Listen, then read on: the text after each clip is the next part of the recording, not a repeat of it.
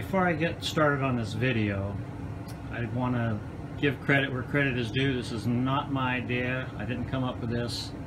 This was actually from a Reddit post from berryberrysneaky. Figured this out. So this is the mod to add the USB port to the 12-in-1 arcade cabinet. So what you will need, of course, is a 12-in-1 arcade cabinet, a keyboard, soldering iron solder, an extension USB cable, and if needed, a multimeter. So let me get started. Of course, the first thing you're going to want to do is take off your back.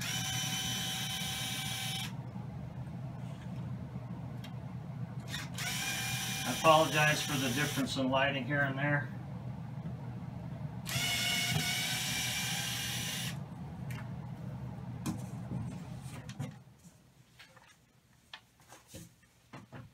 After you get the back off, you want to open your panel right here.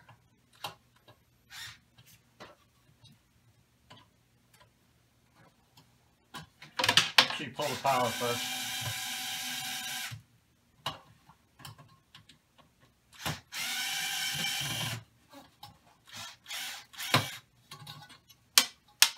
Both my screws are stripped and I got to pull on it to get it out.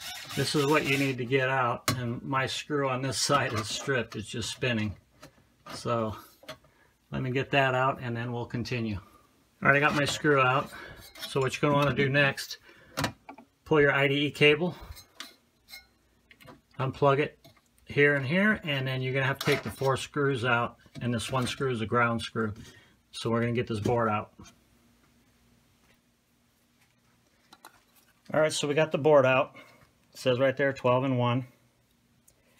When you put this back together, it's really key to remember that plug that's in the cabinet, and I'll show you when I put it back together that the red wires go on the left.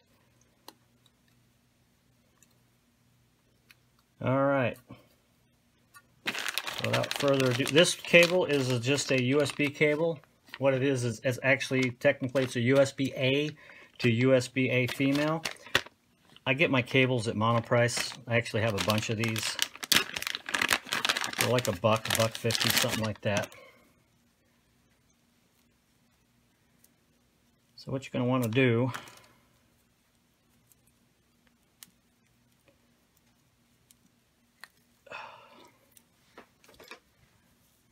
sorry, no patience to. Alright, the end you want to keep is the female A end. And if you're not sure what the pinout is, the easiest way to do it is if you're looking at it with the boards and pins on the bottom, the number goes 1 to 4, 1 being on the right and then 4 being on the far left. And of course, if it's this way, it's backwards. But anyway, 1 is your +5 positive, your 2 is the USB data negative, 3 is USB data positive, and then 4 is ground. Now hopefully these wires are already color coordinated. We're about to find out. Alright, cut the end off, strip the insulation off.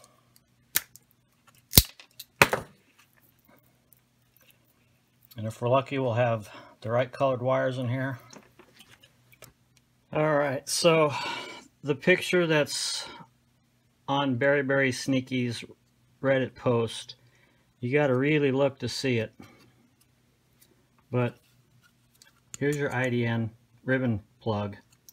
There is your USB header right here. Right there. So what you want is you want ground far left. That would be your black wire. Then you want your data negative, which would be your white wire. And then you want your data positive, which would be your green wire. And then your far right one would be your +5 volts, which would be your red wire. So we're going to strip these, put a little bit of solder on here, get a little solder on there. And I think what I'm going to do, because the way this sits in the case, if you look at the case here, there's your 12-volt plug hole. That's going to go in there. So your USB is going to go right back in here. I'm going to drill a hole through here and run this cable through it and then solder it. So I'm going to drill a hole, be right back. Alright, so I got my hole drilled. It sort of snowballed. It was real rough with the drill bits because it's such thin tin.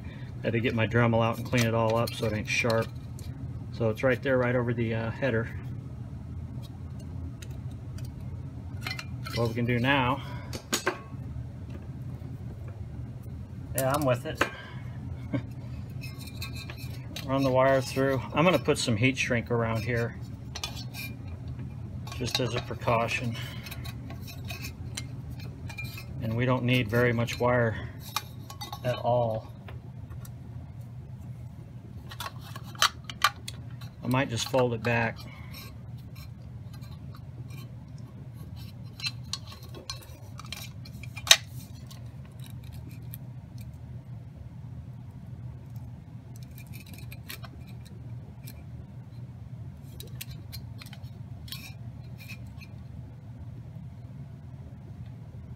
Yeah, I'm going to strip a bunch out. I'm going to fold the wires back, and then I'm going to put some heat shrink around here, and I'm probably going to hot glue this in there to hold it. So, I strip some more wire, clean it up. You don't need to watch me doing that.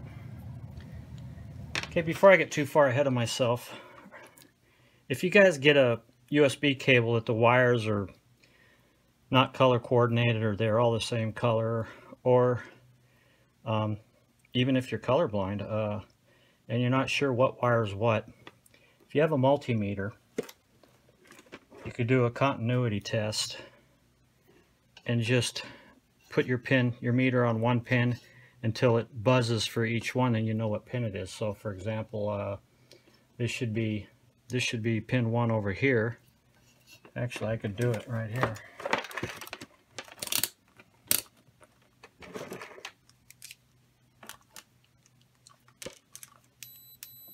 I don't know if you can hear that on the camera, the high-pitched beep. So you would just take one end of your multimeter. Now, this might be hard, especially when I'm trying to do this with one hand.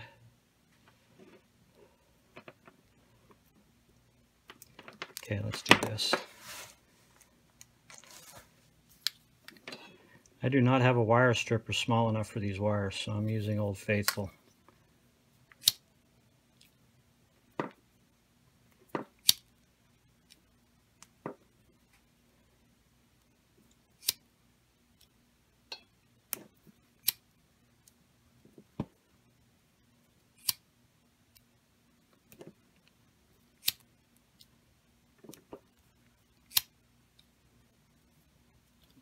Again, I'm going to cheat. I know a lot of you guys probably don't have some of the stuff. I mean,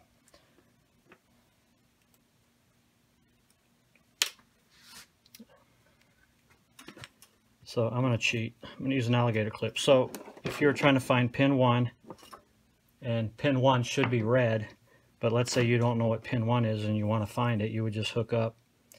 Okay, as an example, a hook to green. We'll just say we don't know what the color is. We'll put one end of the meter on there. And then we'll go down till we hear it. Okay, that ain't 1. 1's not beeping. Oh, it's number 3. So that's wire would be number 3. And you could do that for each wire. But hopefully you get a halfway decent cable and it will already be color coordinated for you. Alright, so what we're going to want to do is put a little bit of solder on the end of these wires. I got way too much showing, but that's okay. I'm gonna snip it down. You need very, very little to get on there. And if you haven't really soldered before, with something this small, I don't know if you might want to maybe get a buddy to do it or something, because you don't want to have any solder running across any of those spots. And literally, when we solder this, we're only going to have just all of this right here is going to be cut off. We're only going to be using just a little bit. So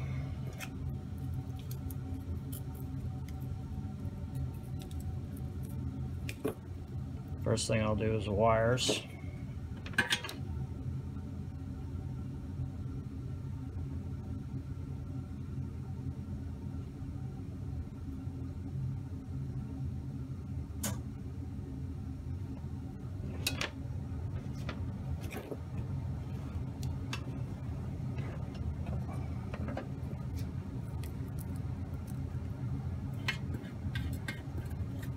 And we'll do the board.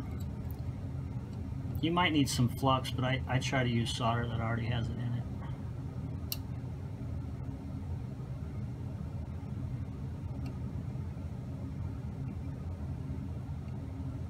That one pin. There we go. So there we go. Let's knock the camera over. That's all you'd really want to put on there. So now, I need to put some shrink wrap on here first.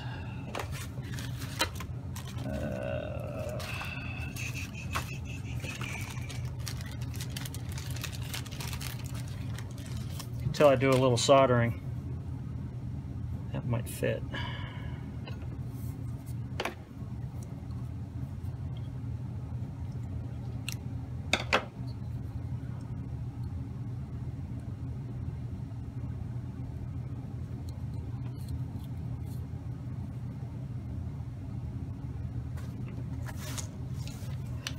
My heat gun.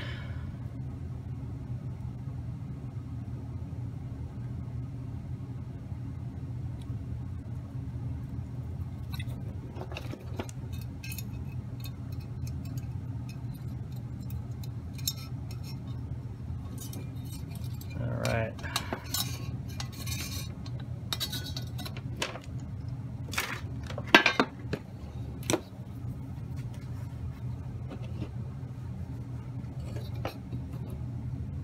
Now this is where we're going to cut these down. There's solder on all of them, and we are going to cut them really short. I don't know if the camera's going to show how short I cut that.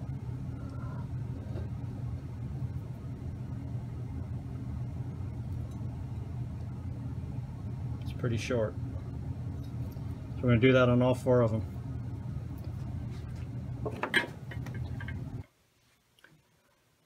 We'll go left to right. So first one would be black. Second one would be white.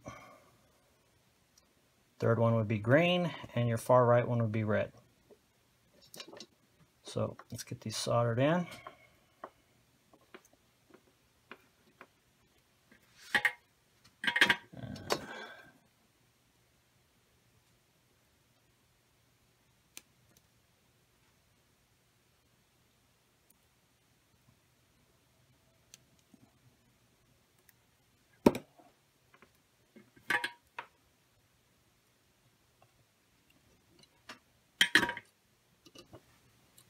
Go. And we're going to test this. If this works, put it all back together. Alright, so I did test it. It does work. I forgot who in the Arcade1UP fan forum on the Facebook page asked if this had Super Breakout on it, and funny enough, it does. So what I'm going to do here is I might, yeah, I think I'm gonna, bear with me, I'm gonna put some electrical tape down here. Last thing I need to do is short out the board, because that wouldn't be under warranty. Of course, I think I've had the cabinet too long already, so wouldn't make my wife very happy. I actually got it for her.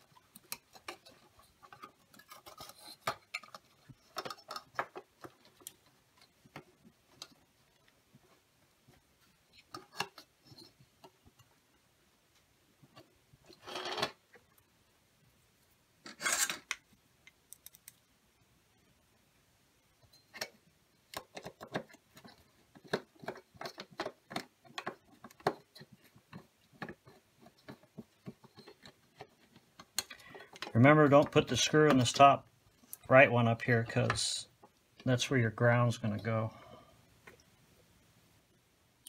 You know, it'd probably be smarter to solder the wires going that way, now that I've done it the other way. I think we'll be all right, though.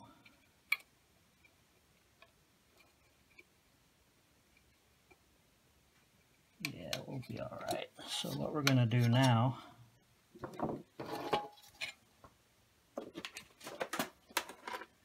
bring out the old rusty, trusty hot glue gun.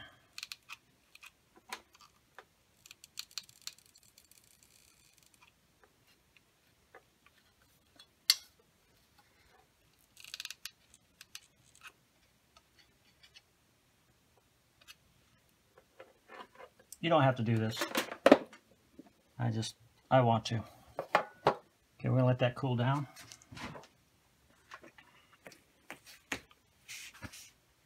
Okay, hopefully you can see what I'm doing here. We need to get the plug, of course, through the backing plate. This flex is pretty easy. You can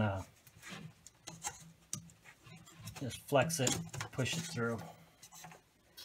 Now, I think the hot glue will hold it. I don't have little kids running around anymore, so we'll be good. All right, let's see if we can. All right, so when you're putting the board back in there, remember, as I was saying, this one right here, the red wires go to the far left. It's sort of hard to see what I'm doing here. Plug that in. This one only plugs in one way. If it won't go in, you're not plugging it in right. But this one, the red would be on the right. And this is where you have to put in your ground screw.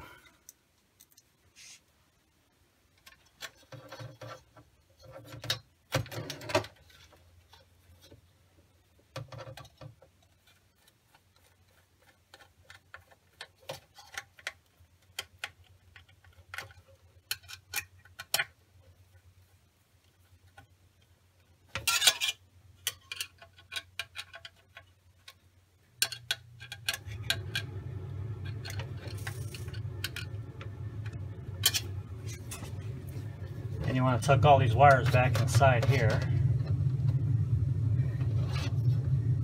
and get their tiny little, I don't know what you want to call these. They're screws, but they're not very good ones.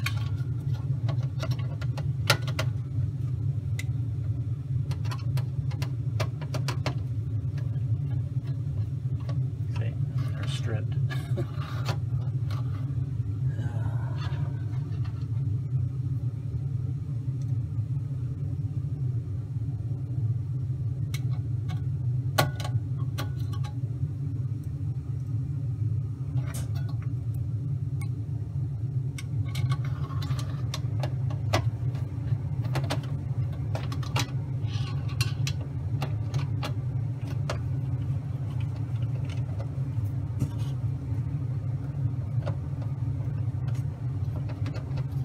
All right.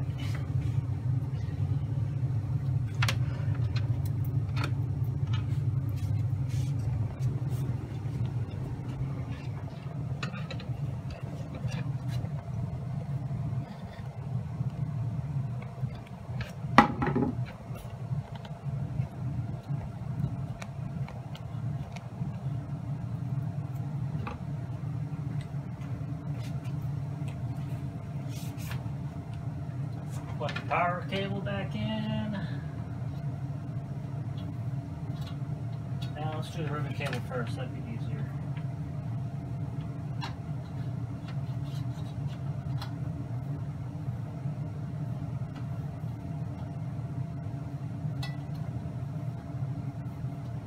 Guess what?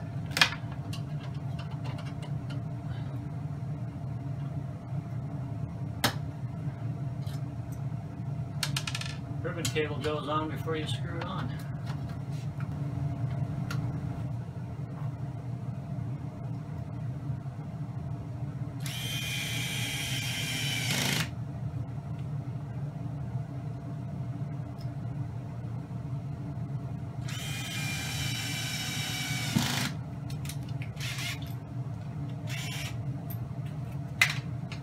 Alright, I'm going to run the cables and get it back on the stand.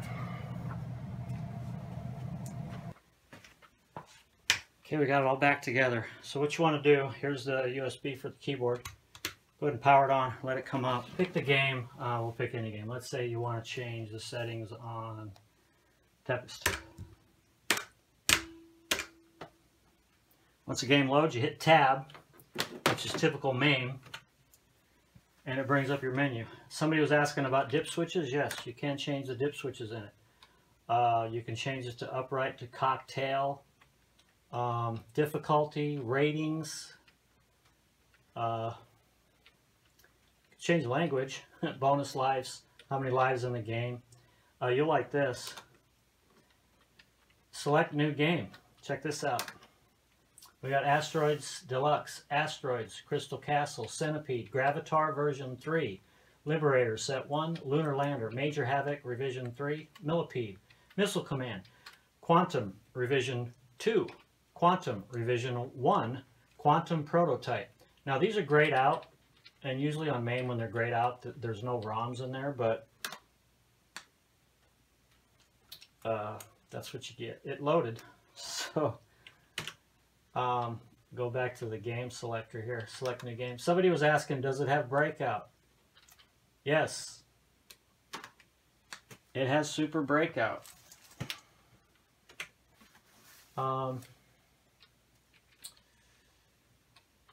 It's a little weird playing with this spinner. Just had a real spinner on here. This would probably be fun. I've already played it before I finished putting it together. Thought I'd do a quick video. Okay, so this is the stock setting.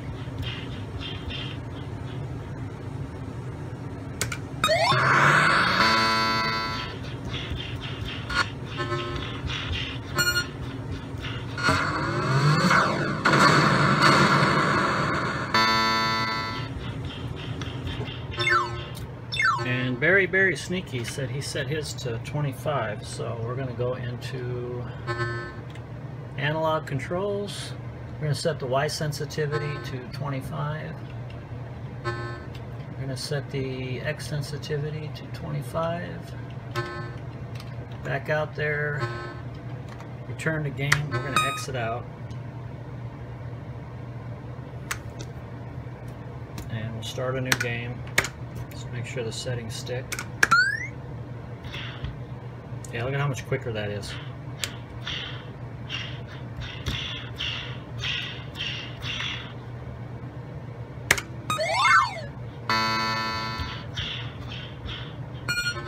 Definitely more playable.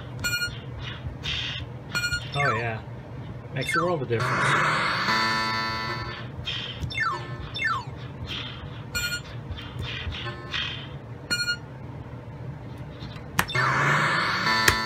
Alright, we're going to leave that right where it's at.